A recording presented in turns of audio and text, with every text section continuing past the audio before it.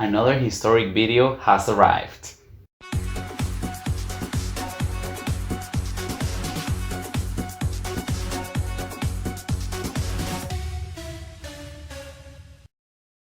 Hello guys, one more time and welcome to Ring Royalty. My name is Alexis, as you already know, and once again I'm here with a new and very interesting video.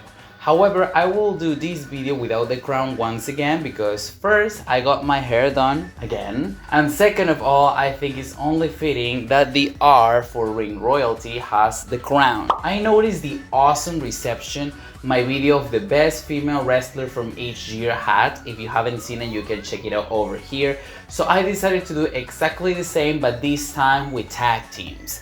We will be checking from 2010 to 2022 who were the best women's teams or alliances that happened each year in WWE. So without anything left to say, let's start with the video. To begin this 13-year journey of women's tag teams in WWE, I'd like to start in 2010 with probably one of the most iconic women's tag teams ever.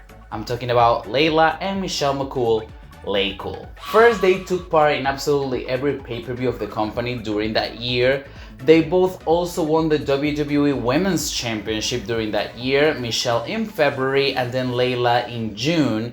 And it was amazing to see how they were shining as a team, but they had their individual moments as well. That is something that hasn't happened that often. These two also made history at the Night of Champions pay-per-view when Michelle McCool defeated Melina in a Lumberjill match to unify the Women's and Divas Championship. It was so awesome to see Lay Cool hold both titles, even if it was for one night. They were retiring the original Women's Championship. It is still an accolade that nobody else was able to achieve. These two were so over with the crowd. They had amazing movesets, they were very charismatic, their promos were really good, and that's why WWE decided to give them the opportunity to have not one but two title handicap matches during 2010. The first one for the Women's Championship on SmackDown against Beth Phoenix, and then they did the exact same thing at Survivor Series against Natalya, but this time for the Divas Championship. They were the pioneers of handicap title matches in the women's division. That's historic. And also, speaking of history, they were part of the first ever women's stables match in WWE facing Natalya and Beth Phoenix at the TLC pay-per-view. And whether they won or lost the matches that I've just mentioned, it is just so awesome that they were able to set these milestones for the women's wrestling history. For me, Lay Cool will be the OG team that set the bar for everything that happened later on in the women's division. They were also one of the main reasons why I was very interested in the women's division back then, but that's a side story. Lay Cool will definitely be in history as one of the greatest women's tag teams in WWE history.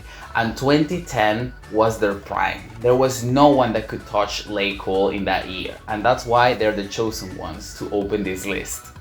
In 2011, I'm choosing Divas of Doom or Pin-Up Strong, Beth Phoenix and Natalya. After Lay Cool's breakup, we needed a team to step up. Two divas that can fill in this gigantic spot that Lay Cool was leaving. Beth Phoenix won a #1 Contenders Battle Royal on Raw and proceed to attack the Divas champion Kelly, turning heel in the process. While on SmackDown that same week, we had Natalya decimating AJ Lee and establishing herself as a heel as well, saying that she was with Beth Phoenix, tired of these perky little Barbie dolls running the division. It was time for real women to step up, and they were going to do that with class. Two unexpected heel turns on the same week. Lay Cool were just these meaner type of heels, while Divas of Doom actually have a reason, and that's why despite being heels, they got a lot of support from the WWE Universe.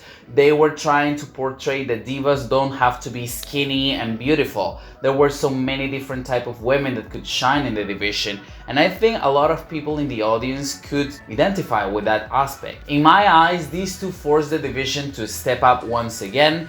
They were bringing their A game in each and every match. Some matches in weekly shows as well as pay-per-views got longer because of the investment in Divas of Doom, and that's something we have to recognize. Also, Beth Phoenix winning the Divas Championship for the first time in her career at the Hell in a Cell pay-per-view against Kelly was a monumental win because it was the start of the rebranding of the word Diva and Divas division. They also had some unique spots, segments, and moves that we haven't seen before.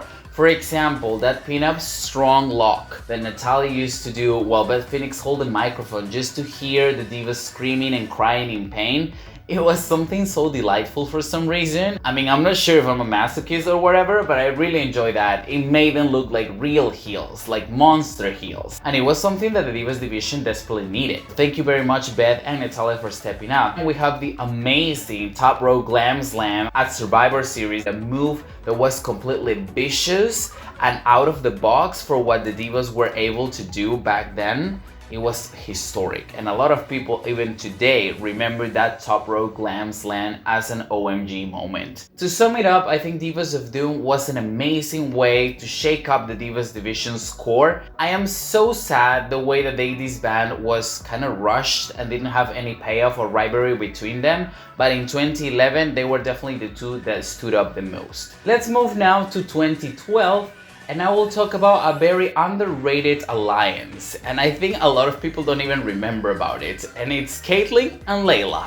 2012 was a disgraceful year for the women's division. A lot of veterans left, like the Bella Twins, Kelly and Beth Phoenix, and we also had AJ Lee dominating the popularity alongside male superstars. So because all of these, the Divas division was sort of like sent to the back. And I think Layla and Kaitlyn did the best they could with what they were given. It was so funny to me that they got paired up because of a botch. After Kaitlyn won that #1 contendership battle royal, eliminating Eve Torres last, it led to this mystery attacker storyline where Kaitlyn lost her championship opportunity, and that's how Layla and Kaitlyn got together. Their feud with Eve Torres made their bond stronger for sure, and they were the real definition of frenemies to me.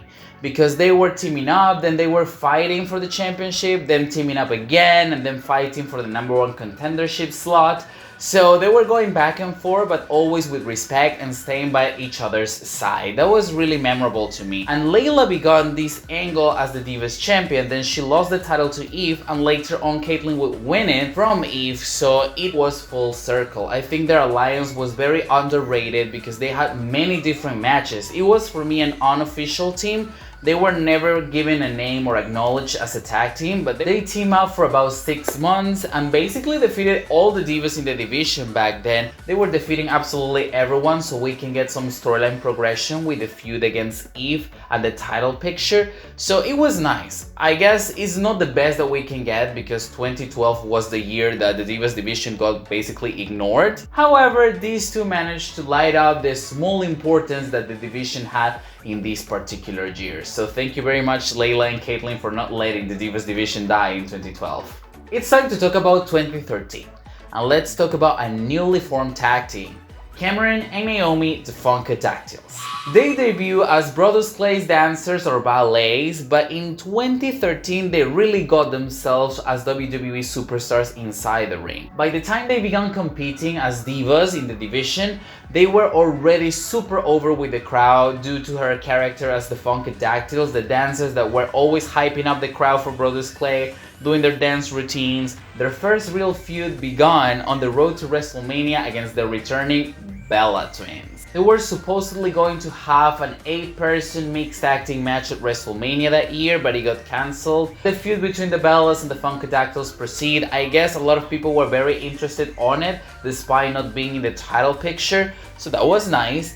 Unfortunately, Nikki Bella got injured and that's how the feud abruptly ended. However, they were so popular that they were considered as one of the main faces of Total Divas Season 1 premiere. I think the in-ring style that Cameron and Naomi brought to the Divas division was something really different from what we had at the time. Most of the moves they did were very flashy and they also incorporated dancing into their moveset, which is very creative.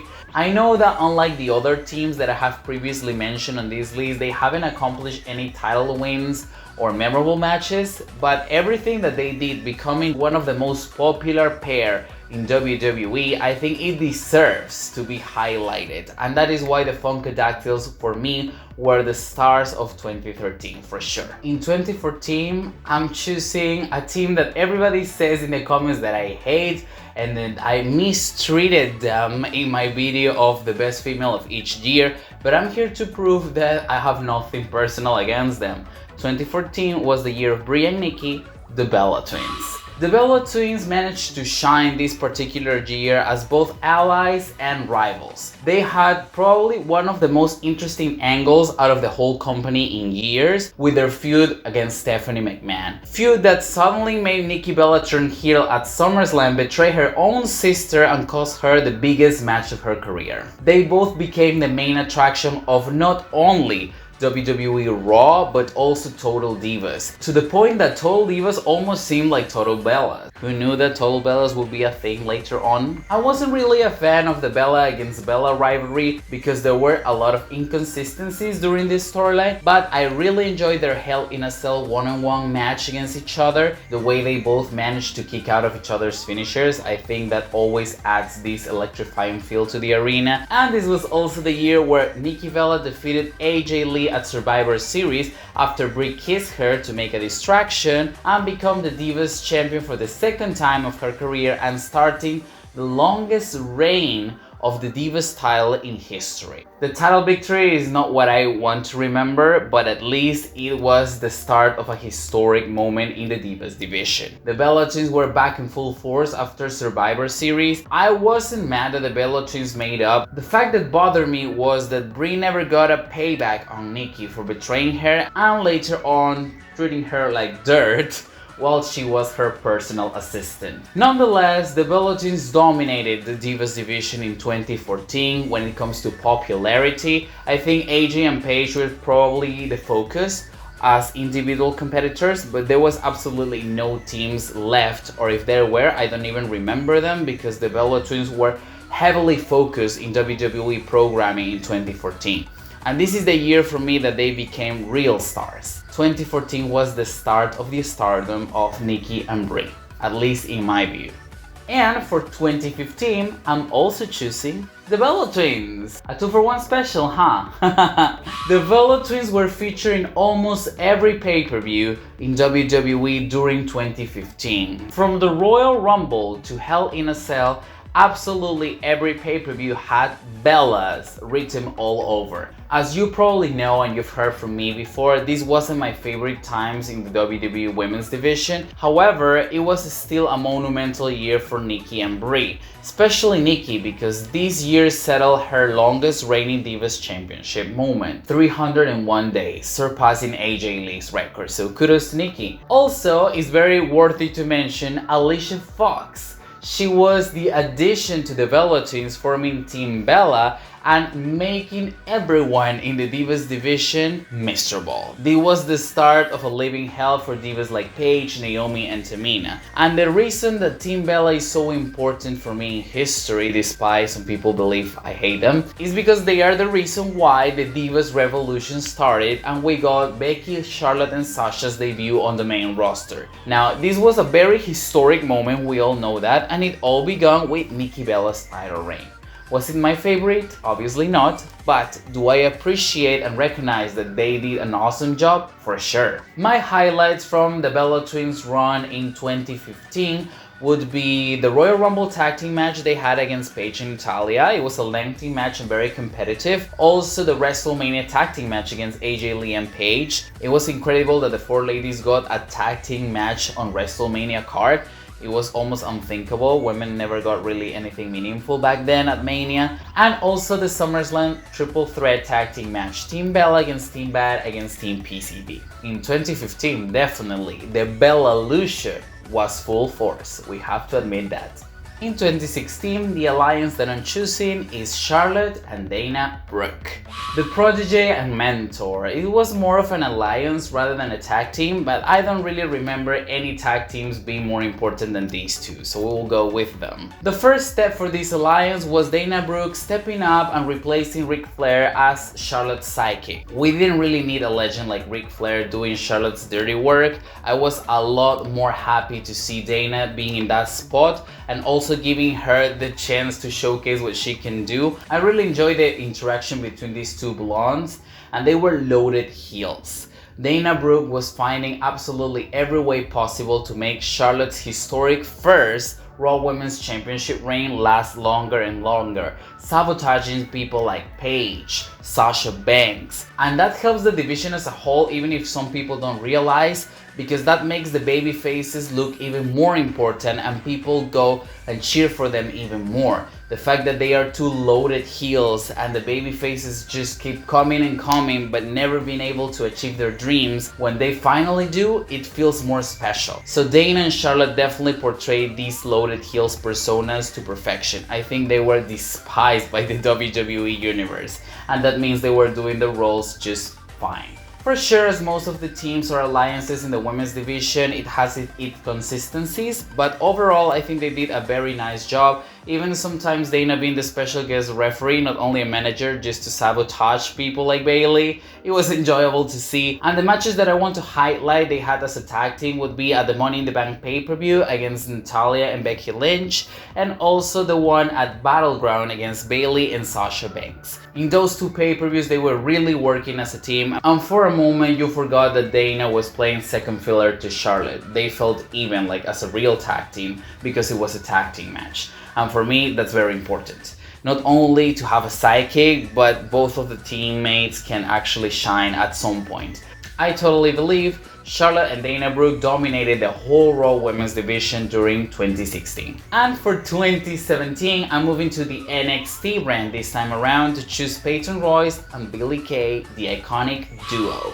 Starting the year as the breakout superstars of NXT End of the Year Awards 2016, they began their year challenging Asuka for the NXT Women's Championship at NXT TakeOver San Antonio in a Fatal 4-Way match. What made these two stand out so much in this particular year is that they helped to fill the gap that many of the women left in NXT after moving to the main roster. So we needed new faces to become the main pillars of the NXT Women's division, and Peyton and Billie were there doing their task just fine. They had no problem to step up, deliver. They were so awesome together. The chemistry was there instantly because they were a team for a lot of time, but we just haven't seen that on TV. I dare to say that in 2017, they were the only real team across 3 brands. What made them more special to me is the fact that they were the complete combo as a tag team. They were very charismatic, they had a killer entrance, it was very sexy, they had the mic skills to deliver promos. Sometimes they were funny, but others they were straight to the point, and they have a tag team moveset, which is something that many teams lack. I never understand why the hell women's tag teams mostly don't have tag team moves. Thankfully, Peyton and Billie changed that in 2017. They had many different tag team moves and even a tag team finisher. So thank God for Billie and Peyton stepping up this year and being the mingers that we needed, decimating people like Sonya Deville, Aaliyah, Liv Morgan, among others. 2017 was the year of the iconic duo.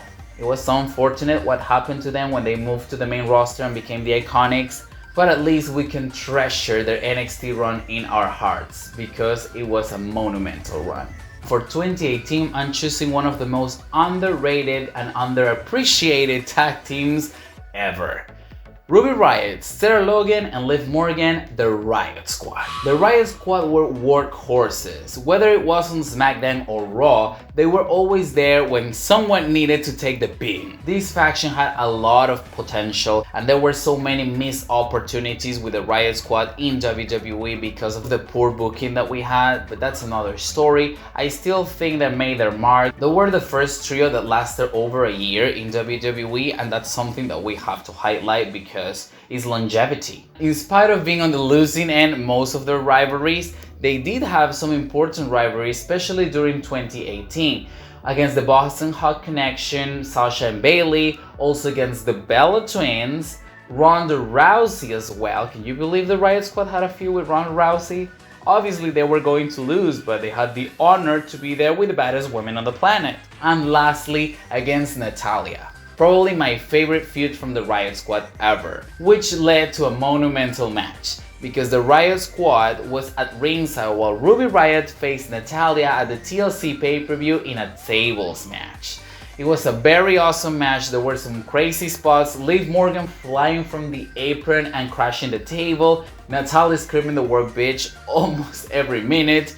And finally getting sweet revenge on the Riot Squad after they destroyed and humiliated her almost every Raw on the way to TLC. Now, aside from this tables match with Ruby and Natalya, the most important match out of the Riot Squad's whole career for me also happened in 2018, and it was the 6 women tag at WWE Evolution, the first ever all-women's pay-per-view. The match was very lengthy and it was supposed to be a filler in the card, but it was a banger. It was truly a banger. So say what you want to say, but despite losing most of their matches, I think the Riot Squad deserves to be awarded as the team of 2018 in WWE Women's Division, for sure. In 2019, I'm choosing a team that was a failure as a babyface, but when they turned heel, God, they were perfect. Kairi Sane and Asuka, the Kabuki Warriors.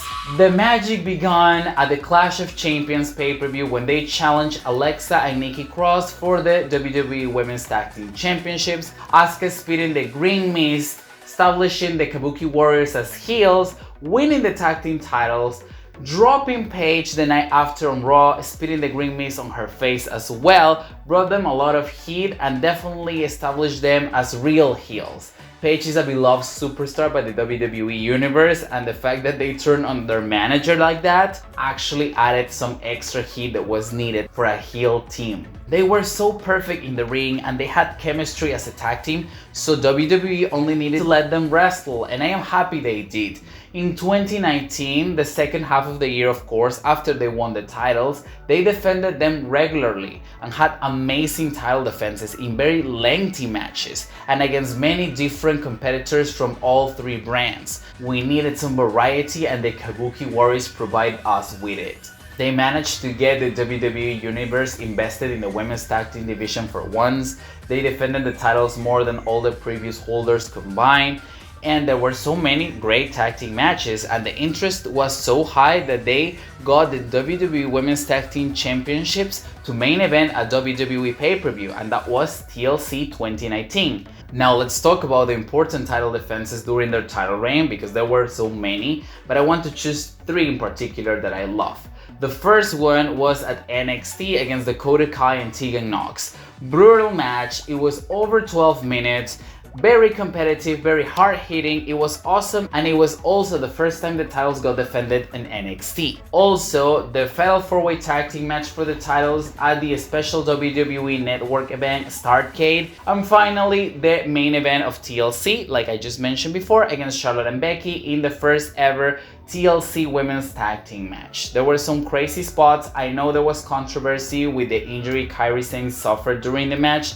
Nonetheless, they main evented the pay-per-view, and it was the first and only time that the tag team titles in the women's division got the chance to main event something. Sadly, the Kabuki Warriors booking the year after was very bad, but at least we got 2019 to remember how awesome the Kabuki Warriors team was and what a great tag team title reign they had. Let's continue now with 2020, and I'm choosing Sasha Banks and Bayley, the golden role models. For me, the greatest women's tag team champions in history. There is absolutely nothing I can critique about Sasha and Bayley's run in 2020. They were the stars of the pandemic era, and they helped elevate the division and keep it relevant throughout this hard time for the company and the world as a whole. First, they defended the titles in all 3 brands, following the Kabuki Warriors' footsteps. They had so many title defenses for the time that they were champions. It was about 3 months only, but they defended the titles consistently.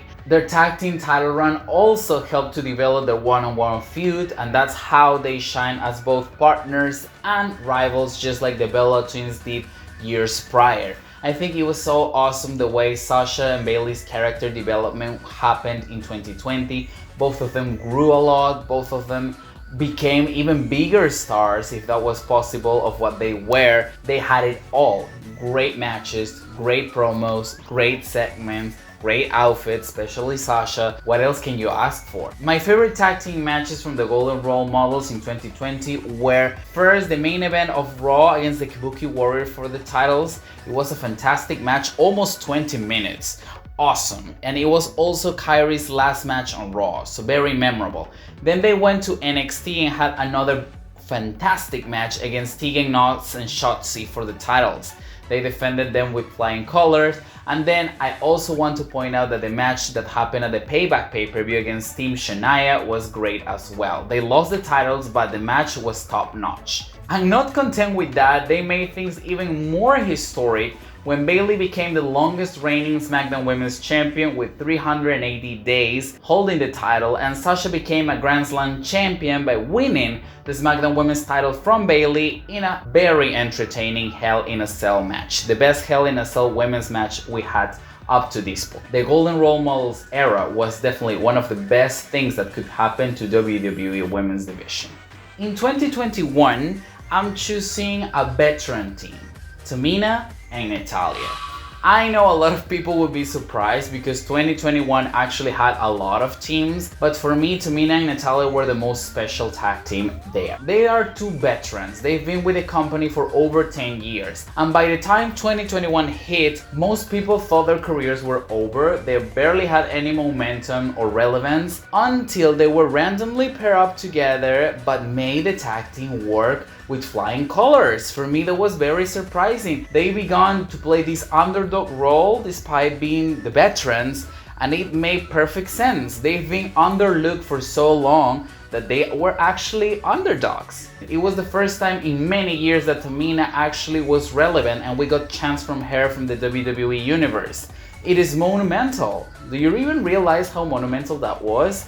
The road to their title win was slow, but it was well built. I think it made a lot of sense for them to not win the title straight away, but work for it and keep climbing up the mountain until they finally got the championship victory. It made a lot of sense. They also made history by becoming the only two women to participate in the same WrestleMania twice. They won the tag team turmoil match on night one, and then they challenged Team Shania for the titles the second night. After losing at Mania, they got the rematch on a SmackDown taping, and they finally won the titles. It was unfortunate that they didn't have live crowd. I was very curious to see how fans would actually react to see Tamina and Natalya become champions.